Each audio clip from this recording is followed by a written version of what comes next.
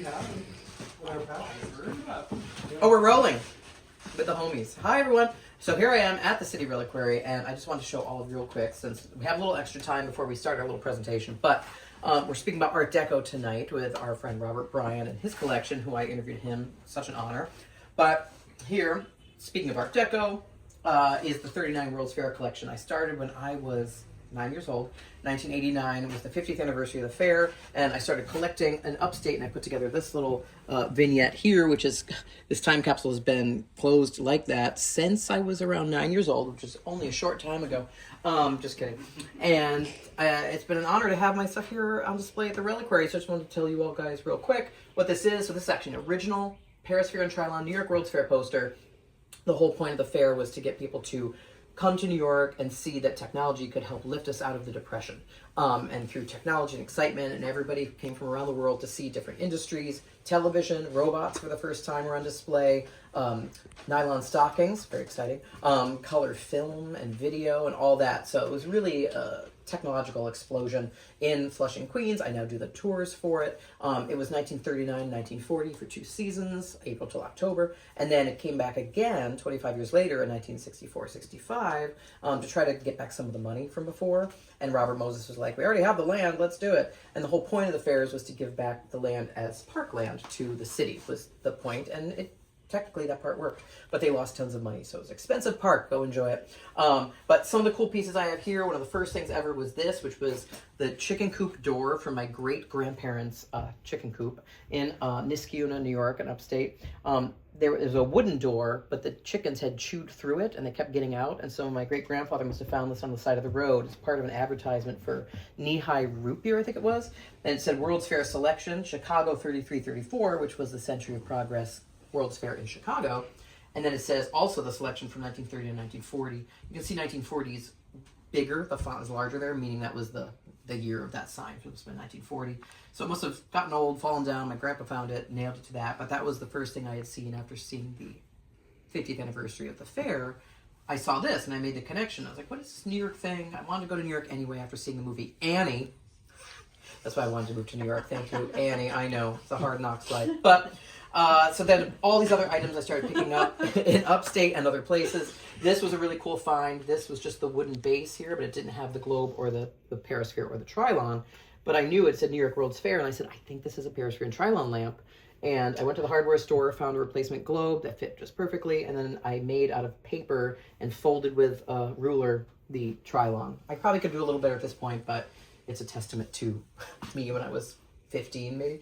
We talked about this, an original poster here. This is the Paris Fair and Trilon, where you can actually go inside of it. If you've ever been to Epcot, it was very similar to that at the fair. You could go up inside, and then they'd be projecting movies on the whole interior of what the cities could be like if we all worked together. Imagine that. Wouldn't that be fun? Hello. This little here, this is cool. This is, I was there closing day, 1940, October 27th of the World's Fair. That's a fun piece. We got your snow globe ashtray out of Bakelite. Gotta have something like that. This is a cool piece here. Come on in. And this is an advertisement for Greyhound for a ticket to come from upstate New York to the city.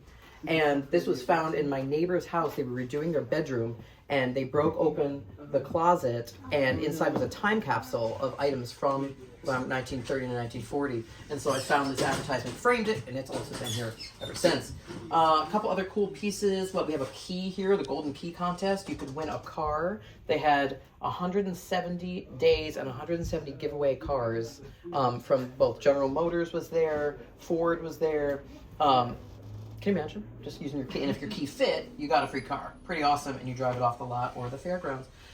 So there's tons of this stuff out there in the world. I recommend you check it out. Go on eBay and buy the fun stuff. And then, like I said, 64-65, they built the Unisphere, which is still with us today up in Flushing. You may have seen it when you landed at the airport up there. But it's the same space where the Paris Fair had been, exists that today. And the roads are pretty much the same layout at the fairgrounds. Follow Bowery, or go to BoweryBoysWalks.com, and you can take this next season, this summer, once a month. Generally, I do the tours. But anyway, the Unisphere was by United States Steel, and they created that as the main, the theme center of the fair. And then you would work your way out from there. And 64-65 is mentioned. And there's a few pieces left, including the New York Pavilion, designed by Philip Johnson. It's still there today, and they've renovated it. They're putting a lot of money into trying to save that.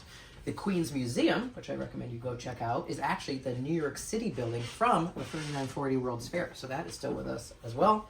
And there's 2 flagpoles over by the reflecting pools with these big wild eagles on the top that are also there from 3940.